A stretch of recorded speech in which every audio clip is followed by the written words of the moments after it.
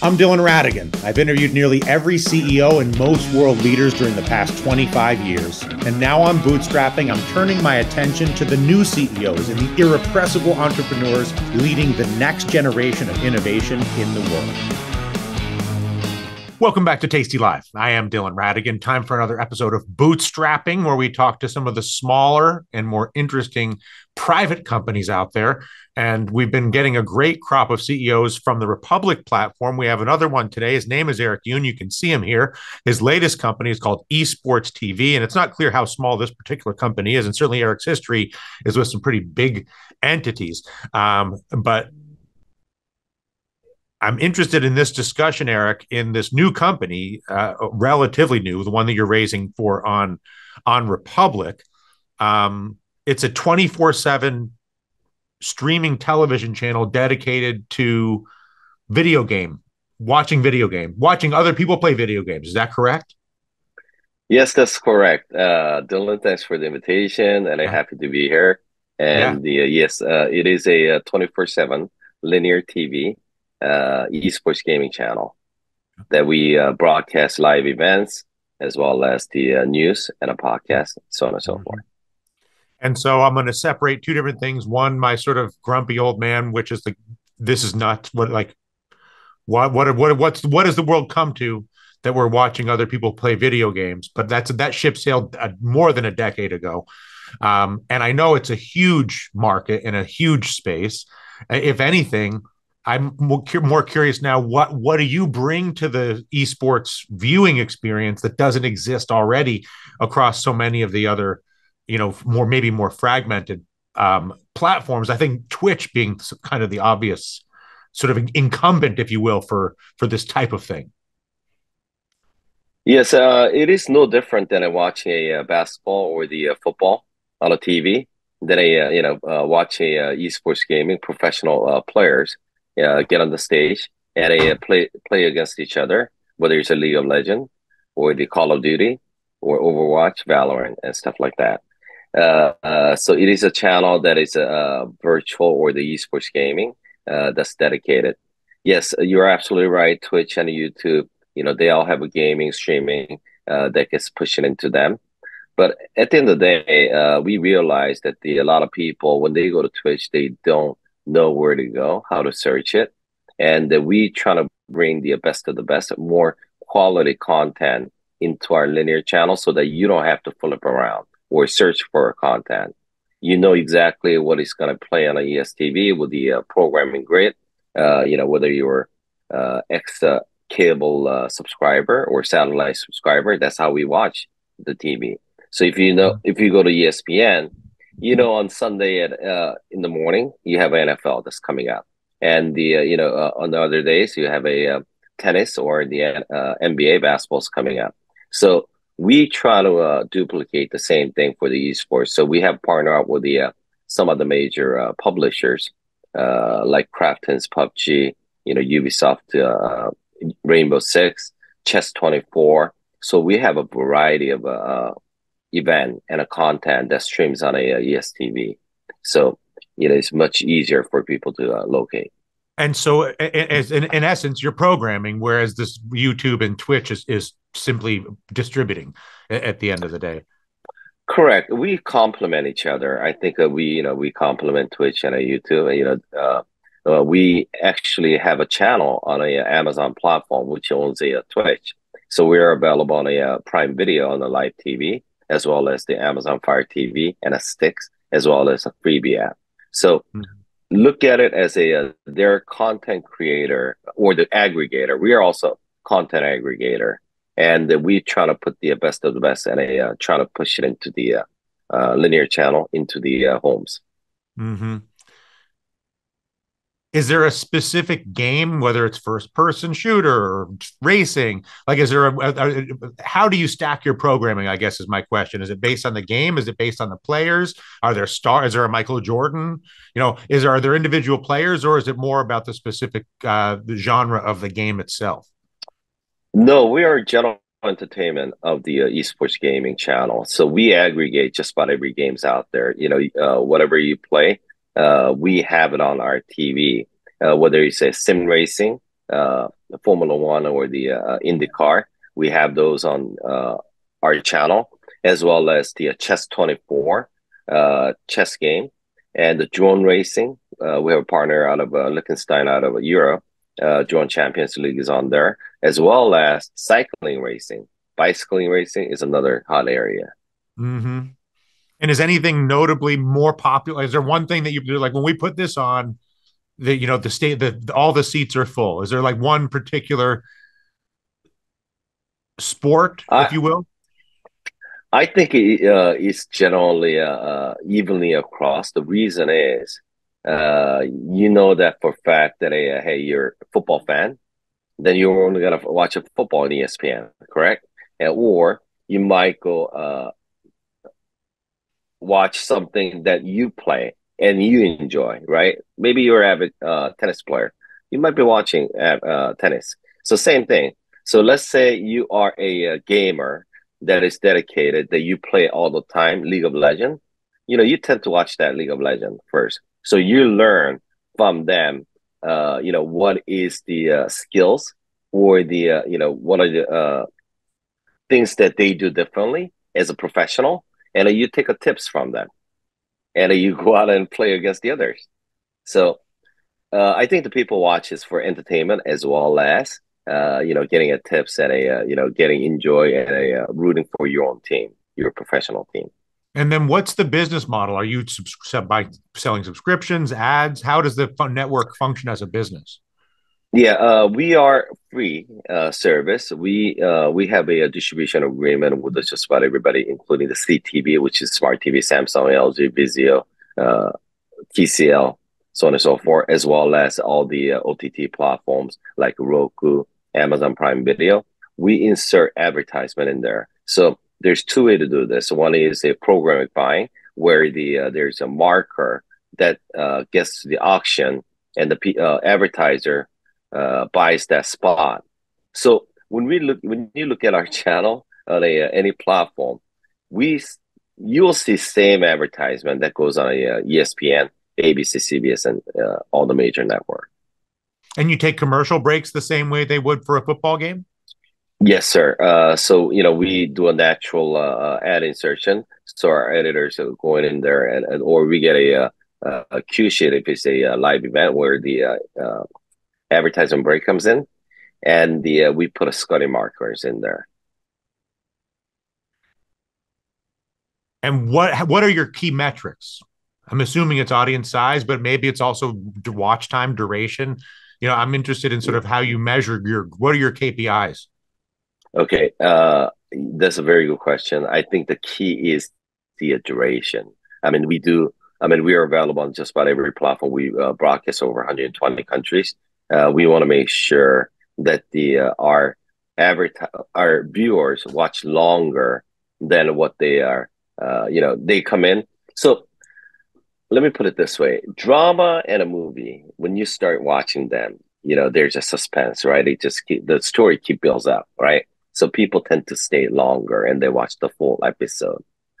Whereas we found that the hardest part is that the gamers are Gen Z, millennial, younger audience. They watch from the mobile. They watch, their attention span or their video viewership is a lot shorter than the Mm-hmm. others. So we like to have that viewership minute go 30 minutes to an hour. The reason is every ad break, if they stay on, is exponential revenue we generate, In terms correct? of But stacking if ad they break one on ad break two on ad break three. So Yes, duration, sir, and it's easier to add duration than it is to acquire new eyeballs. that's right, absolutely, yeah. And so your strategy is, listen, take the stadium we have and make them happier and keep them longer. And then naturally we'll also add new audience. If we do the first thing, you'll naturally do the second. Right. So in order to do that, our strategy is to create our own unique content as well as exclusive to ESTV, so that they have to come in to watch on ESTV, right? Not go to any other platform. So we have opportunity activation that's coming up. We have partnered with one of the major cities in the U.S. that their Coliseum, they want to bring the esports event into it. So we have partnered up. So that's where we're gonna be creating live event So you're professionally programming on a a different tournament level. effectively, like it's an ESTV tournament. Correct. We partner with the publisher and they bring Mhm. out a ESTV tournament, professional tournament, North America Okay. tournament. And the players reveal them. How do new players become part? Like if I'm a good gamer, and I'm like I Hmm. want to get on, I want to make it to the big time and be in this tournament in wherever it may be. Like how does that filter work? How do you work your way from the minors to the majors in this particular business as a Right. player? So now the esports has grown. I mean, we're still in an infant stage, but it has grown quite a bit. A few years ago, during the pandemic, a lot of the colleges and high school, the traditional sports or we couldn't go outside, so they actually initiated, activated the esports league as well as the team that they can provide some kind of activity for their students. So and then at the same time, the universities came out with the degree, esports degree. There are few universities out there that they have a degree, and then also they have a team, varsity team, junior varsity team, just like football and basketball. They recruit the people, and the way they recruit is they will watch from the amateur league or the guys who are good, and they're trying to bring onto their school team, and then also they have a scholarship. So it is getting bigger and bigger, and just like what all traditional sports has been growing, it's growing the same way. So we felt that in order to have grow the esports to the next level, is to deliver a TV channel. So if you go back and look at the basketball, baseball, and football, we need a TV personality, right? Just like basketball, Michael Jordan right now is a Lakers, right? And so if we can create the same environment and bring out these guys, one of them for the League of Legends, which is mostly played worldwide, is there's a guy named Faker. He's a in a Korean team, Korean guy. He's like a Michael Jordan of the League of Legends. So Okay. that's how we create. And do you have deals as well with the game publishers? I presume. In other words, if whoever Activision or what, if somebody's going to introduce a new game, it would seem to make sense in your interest and probably in their interest to reveal some of these things in collaboration with you. Yes, so we do have a content partners and a creators like inside the game. We have a daily news show and a weekly news show where they reveal the new game that's coming out and they play and they do different things Mm-hmm. on it. So it's a news programming. So not just that we do event, we do news as well as entertainment and documentary and so on and so forth. And then, so what are you raising money for on Republic? Because we wanted to get to the next level. We're just growing really fast, and we want to make sure that the next activations that's coming up. Uh, one is Korean food. I was born in Korea, moved to States back in '75, and the esports was actually founded out of Korea, and all the gamers know that. Back in the '80s, StarCraft League was started in Korea. So the in '80s and '90s, when there's a publisher, Activision Blizzard, they would go to Korea and test it because we are Korea is really connected over close to 100%. So from that idea, where my background was, I decided to launch a esports ESTV, and Korean culture is now getting adapted by globally the culture that include a K-pop. I have a K-pop channel on the cable side. Now the K movie from the Squid Game, and a third is a movie from the Parasite. Now the Korean street food is getting really popular globally. You said you're in Italy right now. Even if you go to some of the restaurants, you'll find Korean restaurants, street food vendors, and everywhere else. So we want to bring that experience with our gamers that they can be able to watch, play game in our ESTV app, and order food to deliver to them their door, Okay. their home.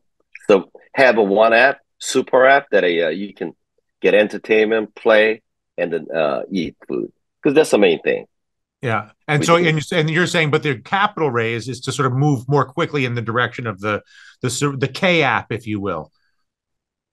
Correct, sir. And you're ESTV plus imagining app. that the Korean culture, whether it's by way of the food or whether it's by way of film or whether it's by way of gaming, is accessible globally through your super app.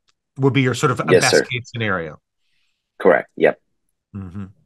And have you experimented at this point with anything that's not K-pop or gaming? In other words, have you actually done anything with food yet, or that's Have we? Okay. Rephrase that question again. are you selling food now? No, we're not.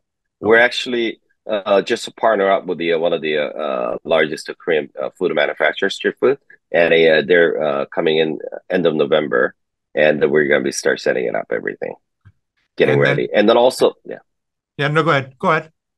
and then also I sit on a about 10 different company as a advisor and a board member. One of the companies is Devore. Devore is a very unique and different. Is that they're in a metaverse food delivery service. It's a Mm-hmm. Devore.io. They have their own crypto coin called the DPay. You can order food with the DPay or the credit card, and it gets delivered. And they use the outside service, no different than a Uber, Postmate, Grubhub to get delivered there. So you Mm-hmm. ride the upside, you play, you earn, you can stake it, you can do all kinds of things. And then we're Cool. right now focused on metaverse as well too. So how much are you raising on Republic? Uh, right now, this first round is a 1.235 million because Mm-hmm. with a review level statement, we filed with the REC, with the SEC, and hopefully, we'll do well. And if it's not, we'll continue to chip it away. Cool. Eric, it's a pleasure to make the acquaintance. Congratulations on the business and your success Thank so you. far. Appreciate it. And the next step, once we do the raise, and then next year we'll work with the Republic to with their crypto division, which I had discussed before, to bring out the ESTV utility token, where they can use the utility token to get our merchandise or come to our live event. So the app will have a watch and earn. So the more you watch, you're gonna earn more ESTV token, utility token, and you can utilize to get the merchandise or the come to live event or use it for partially to use for the food service, so on and so forth. So different things Amazing. that we're Very doing. cool. Very cool. ESTV is that you can see it behind over Eric's head. His name's Eric Yoon. I am Dylan Ratigan. You're watching Tasty Live. This is Bootstrapping. We're back with more after this.